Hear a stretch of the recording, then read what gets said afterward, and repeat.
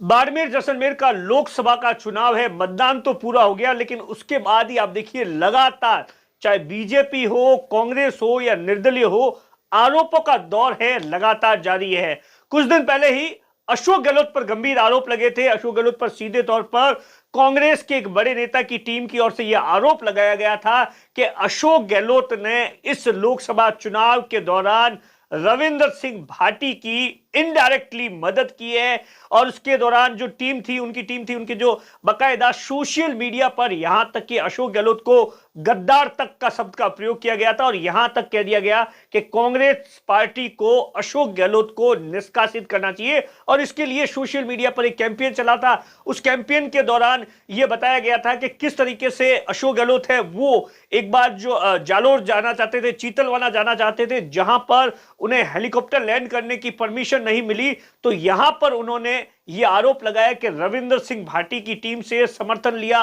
उनकी जो 2 गाड़ियां थी वो उत्तरलाई एयरबेस पर मंगवाई गई थी और बकायदा उसके फोटो और उसका जो एक ऑर्डर की जो कॉपी थी वो वायरल की थी सोशल मीडिया पर और अशोक गहलोत पर यह तमाम आरोप लगाए थे। अब उन्हीं आरोपों का पूर्व मुख्यमंत्री अशोक गहलोत ने यूपी दौरे के दौरान बकायदा एक-एक आरोपों का जवाब दिया है, पलटवार किया है और जमकर निशाना साधा है बिना नाम लिए कांग्रेस के एक बड़े नेता पर। क्या कुछ है पूरी कहानी, इस इंटरव्यू के दौरान क्या सवाल हुए, क्या जवाब हुए, वो मैं आपको इस वीडियो के अंदर बताऊंगा और ये बताने की कोशिश करूंगा कि बाड़मेर जैसलमेर लोकसभा सीट को लेकर अशोक गहलोत ने बड़ा दावा किया है। अशोक गहलोत का कहना है कि राजस्थान के अंदर 25 लोकसभा सीटें हैं जहां पर हम चुनाव लड़ रहे हैं गठबंधन के साथ में, लेकिन वो पहली श्योर सीट जहां पर कांग्रेस जीत रही है वो एक जो जिसका नाम है वो अशोक गहलोत बता रहे हैं कि बाड़मेर जैसलमेर है जहां पर उम्मीदवार राम बेनीवाल चुनाव जीत रहे हैं। और अशोक गहलोत ने तो यह भी दावा किया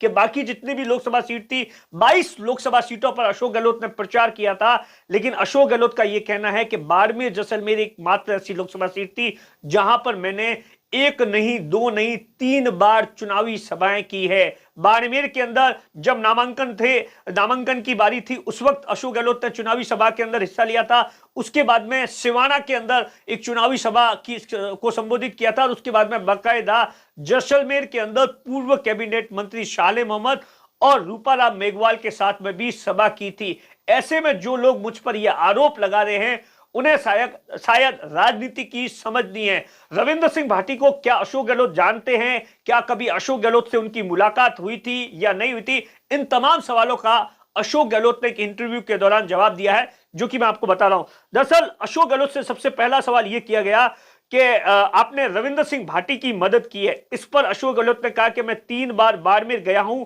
बाड़मेर ही एक ऐसी लोकसभा सीट है जहां पर 3 बार बाड़मेर जैसलमेर सिवाना के अंदर कैंपेन किया है और वहां पर जो उम्मीदवार राम बेनीवाल है उन्होंने जहां पर भी कांग्रेस प्रत्याशी की ओर से अशोक गहलोत की डिमांड की गई थी तो उम्मीदवार राम बेनीवाल की ओर से 3 बार डिमांड की गई थी और मैं वहां पर गया था और मुझे वहां पर जो मेरे को लेकर अफवाहें फैलाई जा रही है उसके बाद में रविंद्र सिंह भाटी को लेकर अशोक गहलोत से यह सवाल पूछा गया कि क्या आप उनको जानते हैं?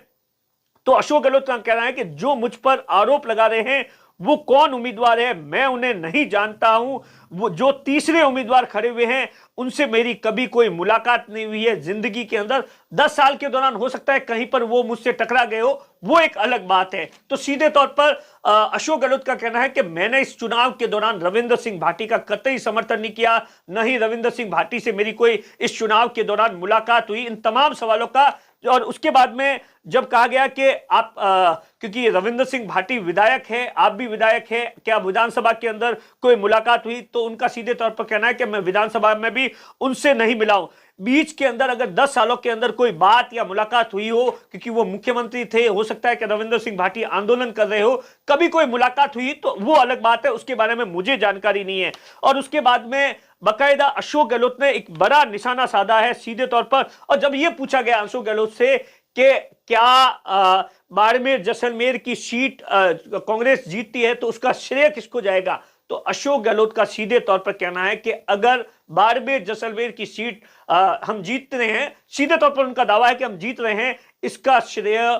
जो राष्ट्रीय अध्यक्ष खड़गे हैं उनको जाएगा, राहुल गांधी को जाएगा, गांधी परिवार को जाएगा, कांग्रेस के आला कमान को जाएगा। जब उनसे यह पूछा गया कि उस सीट पर हरीश चौधरी पूरा कैंपेन का जिम्मा संभाल रहे हैं, तो हरीश चौधरी को लेकर अशोक गहलोत है उस सवाल को टालते नजर आए और उन्होंने इस बात को लेकर भी कहा कि इस सीट को अगर जीतते हैं तो इसका श्रेय हरीश चौधरी को नहीं जाएगा। कुल मिलाकर आप देखिए